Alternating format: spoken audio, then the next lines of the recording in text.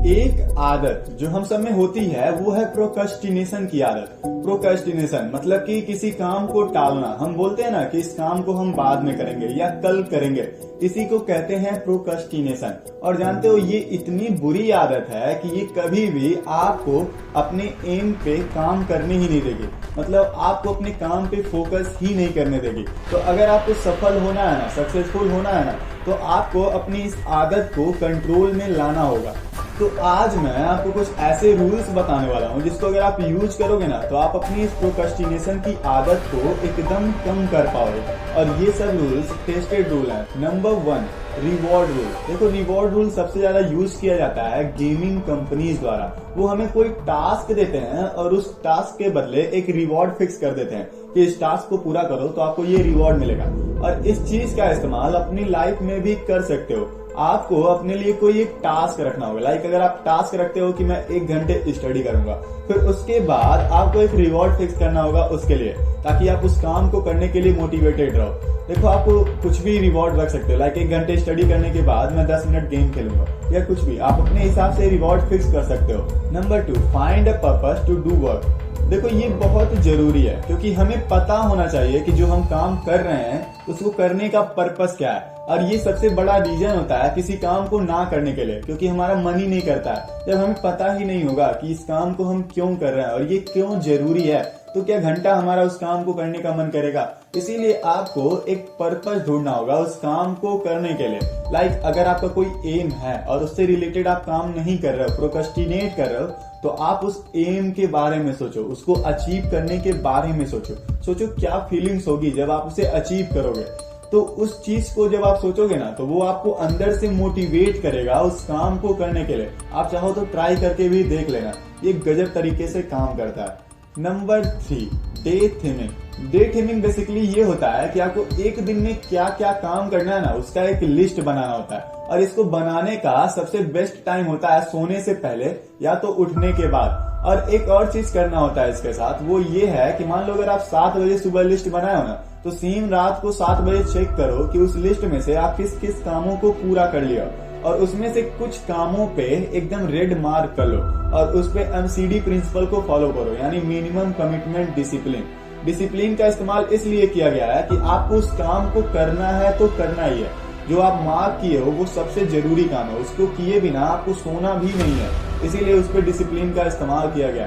Number 4, use Parkinson law. अच्छा ये पार्कर्सन law क्या होता है? देखो पार्कर्सन लॉ हमें ये बताता है कि हम जब किसी भी काम को जितना टाइम देते हैं ना तो वो काम उतने ही दिनों में पूरा होता है। लाइक अगर हम किसी काम को 1 मंथ दिए हैं तो वो 1 मंथ में पूरा होगा, और अगर हम उसी काम को 1 हफ्ते में पूरा करें तो वो 1 हफ्ते में पूरा हो जाएगा। ये एक तरीके से डेडलाइन जैसा काम करता है। सर इलॉन मस्क कहते हैं कि आपको अपने 5 सालों के एम को 6 महीने में पूरा करने की कोशिश करनी चाहिए। मुझे पता है आप फेल होंगे, लेकिन आप उन 6 महीनों में उनसे कहीं आगे हो जाएंगे जो ये कहते हैं कि ये काम सिर्फ 5 सालों में हो सकता है। इसीलिए इस रूल का फॉलो करो। इसमें एक तरीके से आपको हर एक काम का डेडलाइन सेट करना होगा अपने हिसाब से, और उस डेडलाइन को ना पूरा कर पाने के लिए एक पनिशमेंट भी सेट करना होगा ताकि आप उस काम को करो। ये एक तरीके से आपके अंदर डिसिप्लिन लाने के लिए है। नंबर 5, अपने समय का निगरानी रखो।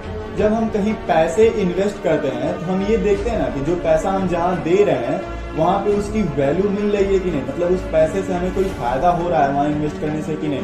तो इस तरीके का इस्तेमाल आप अपनी टाइम के साथ भी करो, और इसीलिए कहते हैं टाइम इज मनी, क्योंकि आपको पता चलना चाहिए कि आप जो समय जहां इन्वेस्ट कर रहे हो क्या उससे आपको उतनी वैल्यू मिल रही है जितना समय आप वहां दे रहे हो। ये जानना बहुत जरूरी है। तो इसका पता कैसे चलेगा? बहुत सिंपल है। देखो आपको एक नोट बनाना है और उस पर आपको किस काम को कितना टाइम इन्वेस्ट किए हो कहाँ पे उसे नोट करना है। लाइक अगर आप 1 घंटे गेम खेले हो तो उसे नोट करो कितने टाइम से इतना टाइम मैंने गेम खेला, इतने टाइम से इतना टाइम मैंने स्टडी किया।